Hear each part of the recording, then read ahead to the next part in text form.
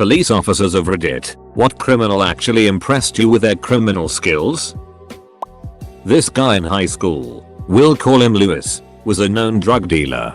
He didn't make it a secret. Everyone bought weed and harder stuff off of him. The cops constantly pulled him over to search him. And whenever a drug related thing happened at school, he was often the first kid they pulled into the principal's office. But they would never catch him with any drugs. The principal used to turn all of his possessions inside out on a weekly basis. Apparently schools can do that, but cops can't. They regularly cut locks off his gym locker and his regular locker in hopes of finding his stash. But they never found it. One time there was a rumor going around that his stash was stored in a locker not assigned to anyone, which prompted the administration to search every single locker in the school. I remember we had to stand in the hallway and unlock it so the principal could have a look inside. They definitely caught people with drugs, but not the Lewis. Turns out he started that rumor. Drug dogs were a regular occurrence. Once a month they brought them into the school, and they were present at every sports game. Lewis was one of the only, if not the sole supplier for the whole school. The administration had no idea what to do. They would catch kids with weed and the kids would flat out say, "I bought this from Lewis." Lewis would encourage them to say it. They would then flip Lewis it inside out. Cops would search his car, and he consented to all of it, and laughed when they found nothing. This was probably close to 15 years ago now. The vice principal loves to tell the story about how they eventually caught him. VP's younger son asked for these shoes for Christmas that had a secret compartment in them. Light bulbs go off in his head. The first day back after holiday break, he calls the school's dare officer and pulls Lewis out of class. They bring him into the office and flip all of his it out on the table. Then the VP tells him to take his shoes off. Turns out his hunch was right. He had hidden compartments in his shoes, but there were no drugs in there. I guess Lewis is laughing his ass off at this point. This was pre everyone owned a cell phone era. Lewis has the audacity to explain that he hasn't seen any of his classmates for 3 weeks. He had not taken any orders yet. Had the VP waited a day, he would have caught him. Edit. A lot of people want to know what happened to Lewis. From what I can recall, he had been arrested a few times on small charges, cleaned his act up, had 2 kids, got married, and is now GM of the most profitable Taco Bell on the East Coast. I was an MP at Fort Carson. The young man was in the service for 2 years before a dishonorable discharge sending him back home to Pennsylvania. When he got home, he used his uniform to get discounts and praise. One day he decided to hop on a plane to Colorado. He arrives in full uniform but with LT rank on.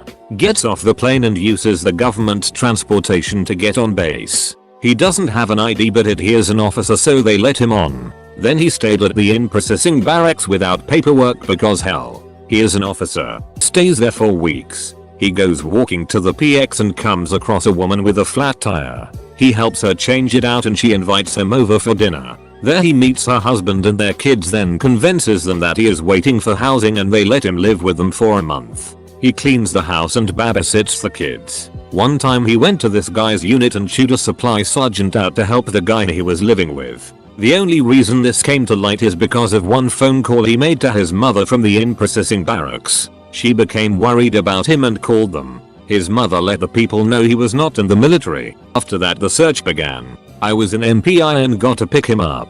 He gave me a straightforward statement and was genuinely nice. I just remember sitting on the office couch with him watching TV waiting for him to get transferred from my custody. I told him that I was genuinely impressed and that after whatever happens to him, that he could get it together and do well. He wasn't the brightest kid, but damn, he had balls. I guess that is what it really takes.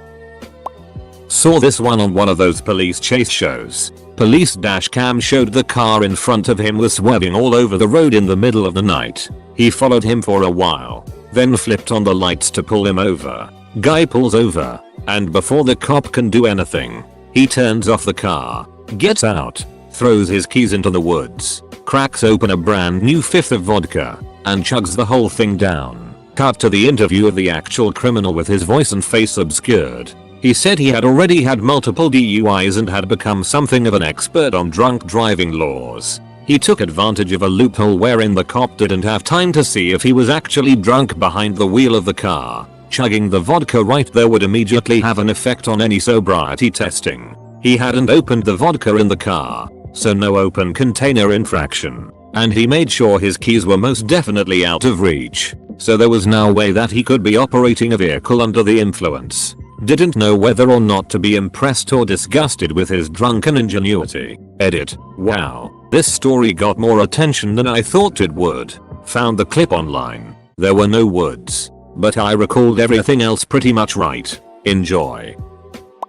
I locked up a guy a few years ago and he had an unusual crime on his criminal history. Theft of an ATM. I asked him about it and he told me he was with 4 others and they all turned up at a local bank in overalls with a large truck. They asked for the manager and told him we're here to repair the ATM. The manager helped them load the ATM onto the truck, full of cash, and they drove away. He got snapped when his girlfriend got mad and turned him in.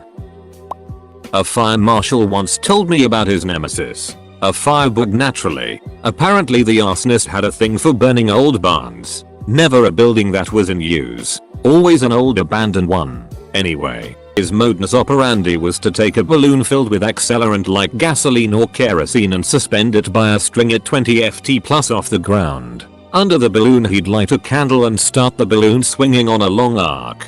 He'd have a good 20 plus minutes before the arc of the swing slowed enough that the candle would ignite the balloon. The balloon ignites. The accelerant is spread evenly across all surfaces in the balloon. String and candle disappear in the fire. It was like the entire interior of the structure caught fire at the same time. With no trace as to how. He said it was damn near the perfect crime. Until some cop happens to notice a car parked in a field a mile away and thinks to jot down the license plate number. Although no skill was really involved, I arrested a kid for stealing a car. He confessed and told me that he'd be straight up with me. He was walking through a parking lot and saw a lady drop her car keys and keep walking. He said that's her fault for not paying attention, grabbed the keys, and took off in her car. He lamented that he knew he'd get stopped eventually, but didn't think we'd stop him so quickly. When I asked if he had a driver's license he smiled and said he was planning to take the car he stole to the DMV so he could take his driving test. We both had a good laugh at that. He said I ruined his plans. No criminal skill per se, but I thought I'd contribute this story as it was quite impressive. Used to work with law enforcement and during a Friday night a guy on PCP managed to shut down a major roadway during a foot pursuit. This guy ended up taking several shots from a 9mm and a shotgun shell and then wriggled out of the grasp of several officers trying to subdue him and get into a police car and drive off with it. He only managed to get about 10 feet before crashing into a cement barrier and knocking himself unconscious. The guy ended up living too. PCP is a hell of a drug. Once had a guy who shoplifted on an industrial scale. He stole hundreds and sometimes thousands of pounds worth of merchandise from a particular well-known high street clothing store. Every day, he'd go to different branches all over the country. UK obviously. He spoke nicely and was smartly dressed. He just used to fill up bags with high-value products and walk out. He had a warehouse type unit somewhere. Police never found it, with his own till, because he would generate till receipts for these items and go back to return them at a different branch and get cash refunds. He was at it for years, made enough to put his kids through private school. When he got caught he was jailed for about a year. Our shoplifting sentencing guidelines are absurdly low. When he came out he got back on it. Police still couldn't find his base. He was being investigated and was on bail. One occasion when he answered his bail at the police station, the police had a 6-man surveillance team ready to tail him and track down the warehouse he was using.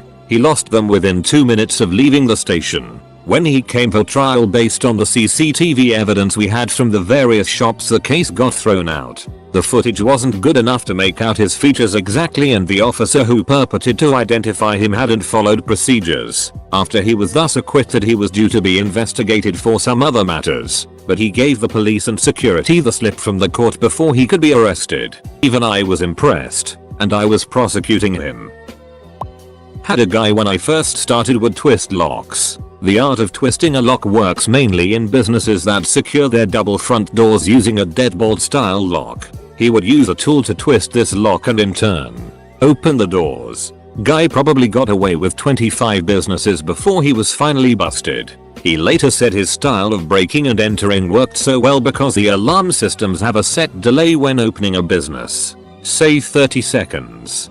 Given the glass wasn't broke or large movements were observed by the system, it would act as if the store were opening and give the employee time to reset the alarm. Those 30s were plenty for him to get in, get to the register, and leave. Not a cop, nor the criminal, but in the Blue Mountains of NSW, Australia, my, now deceased, uncle went on a string of armed robberies where he would run into a store with a gun, then shove the attendant against the wall and superglue their hands to the wall before stealing the money in the cash register. He had no intentions of using the gun, and it was actually never loaded. He just thought it would be funny to glue people to the wall and steal their it.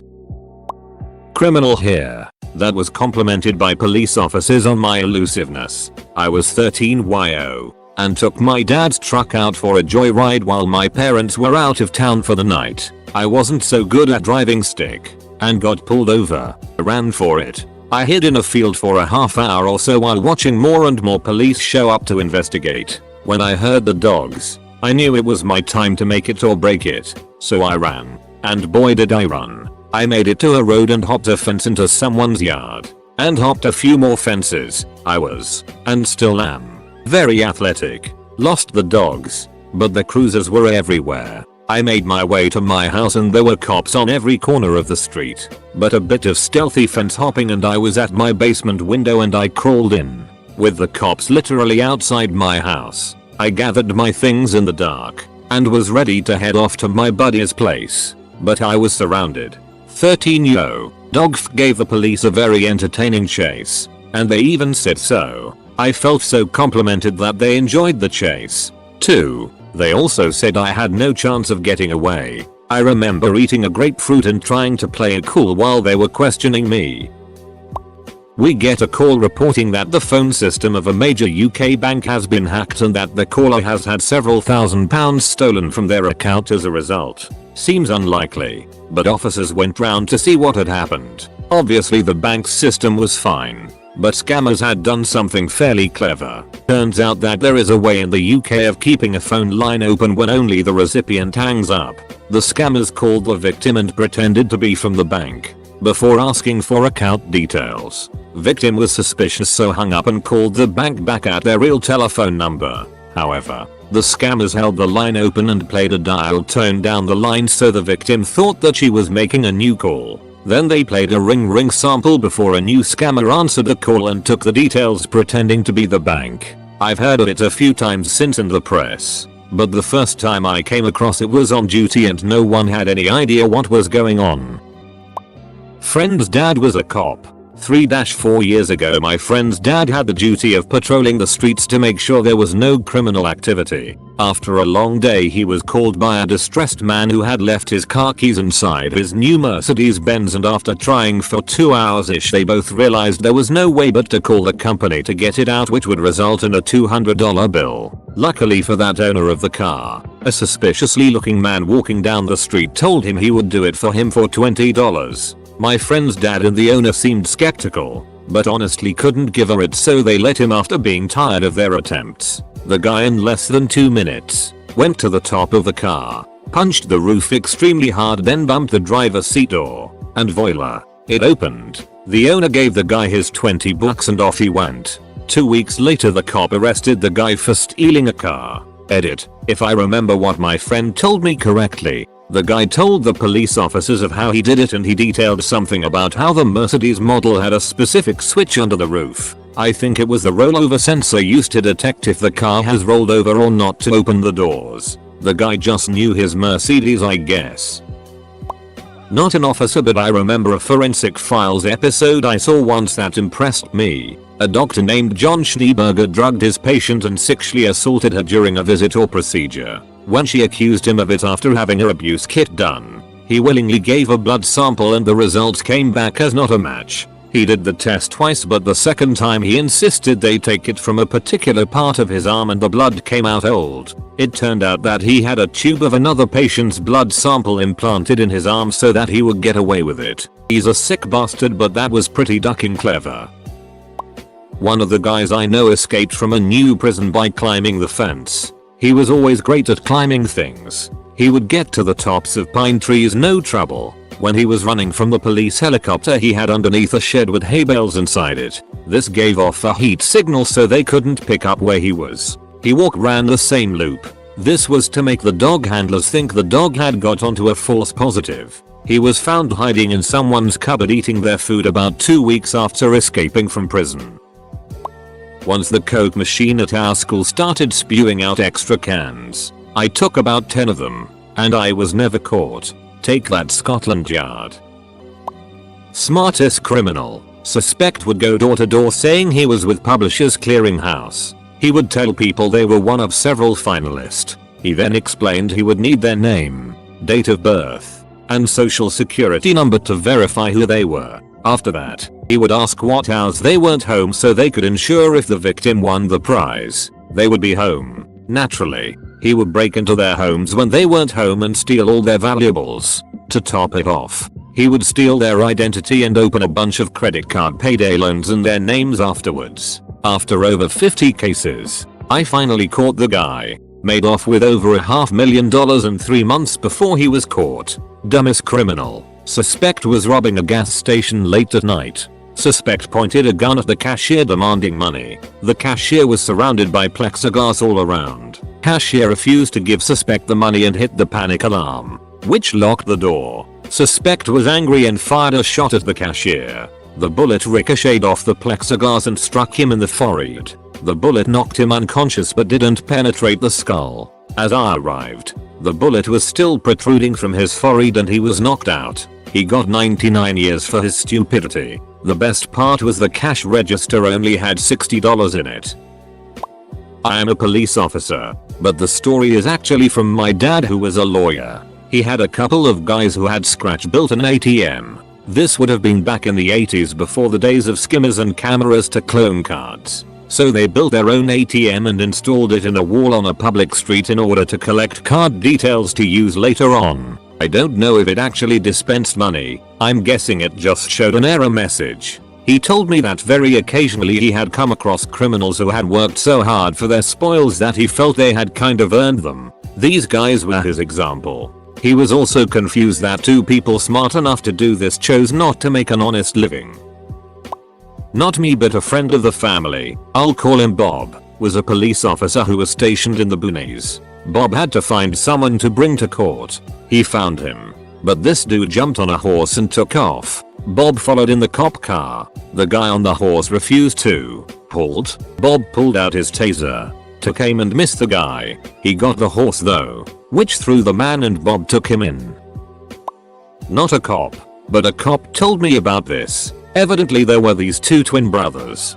Big, tall, muscular fellows. Their scam was ingenious. Both brothers would go into Home Depot separately and each begin shopping, filling up his cart with high value stuff, each filling up his cart with identical items. The first brother would go to the cashier and legally pay for his purchases. He'd show his receipt at the door and take his purchases out of the store. The second brother would hang around the entrance, far enough from the exit not to arouse suspicion. The first brother would take his car to the entrance and give the receipt to the second brother. First dude then takes his purchases to load up in their vehicle. Second brother then takes the cart full of items, plus receipt, back to the returns counter and says he changed his mind and wants his money back. Home Depot would refund the purchases. Dude basically just sold Home Depot their own items. Evidently they pulled this trick off and on for years before someone caught on.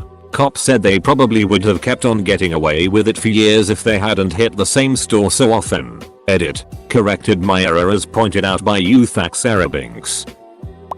None really. Everyone I deal with is addicted to heroin and just trying to steal something worth $20 to get their next high. More of the dumb kid that was arrested, but complimented. I was 15. Spending the night that night at my buddy's place, who just so happens to live behind the strip in our little town. In front of his apartment complex, there was a John Deere dealership. We decided we wanted to climb the 8-foot chain link fence to sit on damn tractors. So as 15-year-old dumbasses, we did. The minute we started sitting on them, a ton of police around the place. Turns out they'd been staking it out, as it had just been ripped off the previous night. Totally my luck. At the end, the police ended up complimenting me about how calm I was and how I handled the situation instead of running. Turns out I had one of the cool officers take me home, who told my parents, super strict ones may I add, to not go hard on me, that he pulled the same it when he was my age. And look at him now. My friend on the other hand, got a D-head one that basically told his mom she needs to raise him better. I'm not a police officer, but know some guys who are. Best one I heard was a guy who would drill a tiny hole beside a window to open the latch. He would then enter at night and go straight to the front door and open it, so he could make a quick exit if needed. If he couldn't open a door, he would leave again immediately. He stole stuff, then closed the window and locked the door behind him. Most people had no idea they had been robbed. He took wallets off bedside desks while people slept beside them, or sometimes just took some cash and cards but left the wallet. When he got caught, he was making a plea deal, so it was in his interest to admit all crimes so he couldn't later be prosecuted again for them. He took police round dozens of houses, and each had a tiny drill hole, and every house owner thought they had lost wallets and credit cards, never knowing they had been burgled. Stupidest one. A kid broke into his school at night and stole 10 laptops. It was snowing that night. Police came when the alarm went off, and there was one set of footprints in the snow that led them from the school the whole way to the kid's front door. Was not involved in this case, but was something we learned about. 2 employees of a soccer betting company colluded to rig odds and make big money. One would be in the office rigging the odds of the purchase ticket and the other would be in person purchasing the ticket at the moment the odds were tweaked. They would always buy both sides to pay out 3-1, so that whatever the result, they would win an estimated one portion which is in excess. This was possible because of an option to allow no draws, with the effect that the bettor will get back his capital. Therefore, if a draw arose, it would simply result in them getting their monies back. To avoid detection, they made sure that their potential winning was always below the statutory minimum, which required winners' identification to be recorded. They also made sure to go to different outlets when making the purchases. However, their grand scheme was eventually foiled not by their own mistake, but by a busybody before them in the queue. The said customer had some issues with buying his ticket and eventually wrote in to make a complaint. Upon investigating the tapes from the outlet where the complaint came from, the company realized that their employee was making a purchase in their own outlets, which was clearly prohibited. This then led the company on a chain of inquiry which eventually led to a hefty jail term and fine for both of the criminals involved. Edit. Added more details. Edit. Grammar plus more details. Hatton Garden heist is my favorite. Huge water cooled drill. 50 centimeters of concrete, all dressed as builders. Safety deposit boxes totaling a cute 14M were robbed and they rolled them out wearing overalls in wheelie bins. A proper movie worthy heist. I wish I saw this post earlier because I have a really good story, but oh well, I'll tell it anyway and hope some people see it. So in 8th grade my football coach robbed a bank in a small town in Washington state. He had a great elaborate plan. He posted an ad on Craigslist for job offerings telling people they had to wear very specific clothes at a specific location at the exact same time an armored vehicle was supposed to arrive at a bank. So when the armored vehicle arrived he was dressed in the same clothes as everyone else. He robbed the armored car, then proceeded to run down to a nearby river, and he got in a tiny inflatable raft and floated down the river. The day after he robbed a bank he threw a fat pizza party for our football team and then he went to Vegas. He was honestly one of the nicest coaches I ever had. Everyone loved him. He was caught by a homeless man who recognized the car that he drove up to the bank in. He was just recently released from jail, I think. I'm pretty sure he made a huge turnaround with his life and was writing children's books in jail and now travels the country as a public speaker. Honestly, he is kind of an amazing human, even though he has a troubled past. Not properly illegal law-wise, but against school rules. Second year of high school. We're learning how to code on BASIC. There was an optional assignment for extra credits to make a drawing in VBA using only code. 3 girls in my classroom, your average pink Barbie, had no idea how to code and weren't doing very well in class either. So needing those extra credits, came to me with a juicy offer of about $15 each to do it for them. Now, my teacher's error was to tell us in advance not to try this since he could tell who did the job for someone else by looking at the coding style, which made sense. So I tried my best to generate all 4 jobs, different spacing, resources, rems versus apostrophes and such. I don't remember if I deleted the author from the file's properties. Must have done it though. I give each girl her floppy, oh, the nostalgia, and tell them they're done. But they should mess with the code a bit themselves to further de-ally styles, which I'm positive they never did. Fast FWD 1 year later, my younger brother, same teacher, same class, is telling me how the teacher told them about this optional assignment he used to give, but cancelled after 3 girls got their assignment made by someone he could never catch. Late to this one so it'll get buried. Guy I know was one of those assholes who drive around fast. Neon light CTC, you know the type of cunt. So anyway, he blasts past us as we are walking one day. Garda car, Irish police car, in pursuit. He pulls down into a long and winding lane. He lives down the end of this. About 20 minutes later cops come back out. He comes out triumphantly later. Turns out he had enough of a head start that when he got to his house, he pulled off his steering wheel. It was a quick release one, and just ran into his house. Police pulled up a second later and he explained couldn't have been his car. It had no steering wheel. He got away with it. Ex-cop, Australia. 3 guys rolled up to construction site in the CBD and stole all the giant rolls of copper wire. They drove up with high-vis PPE gear on and told the project manager he'd been delivered the wrong gauge. I guess, workers helped them load it and they left. In school we would stuff tissue up the hole where change comes out of the snack machines. The change would get stuck here until the end of the day. Then pull out the tissue and ballum. You got some change. Edit. People are totally gonna be doing this at school tomorrow.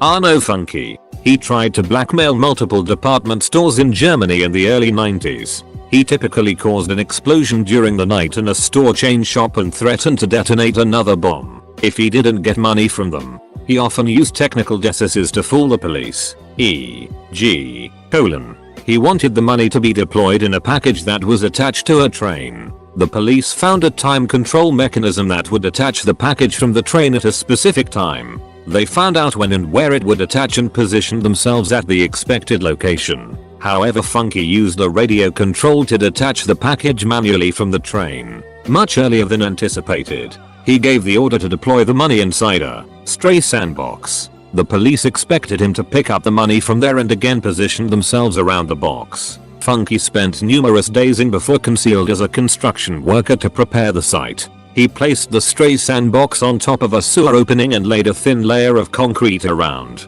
and under the stray sandbox. He then waited in the sewer under the sandbox for the police to deposit the money. A few minutes later he broke through the thin layer of concrete, took the package and escaped unnoticed.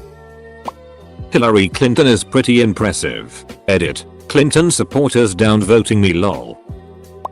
Not a police officer, but I think this counts. Had a call to the IT help desk from a department of the company I was working at, asking when are the new computers going to arrive. This caused some consternation, as we didn't know what they were talking about. But it wasn't an order that had gone missing as much as the entire department's computers. Someone had, in broad daylight, rocked up in a transit van, done a masterful piece of blagging and convinced everyone, security included, that this was part of IT's rolling hardware update program. So they loaded their old computers in the van, and he said he'd be back soon with the new ones.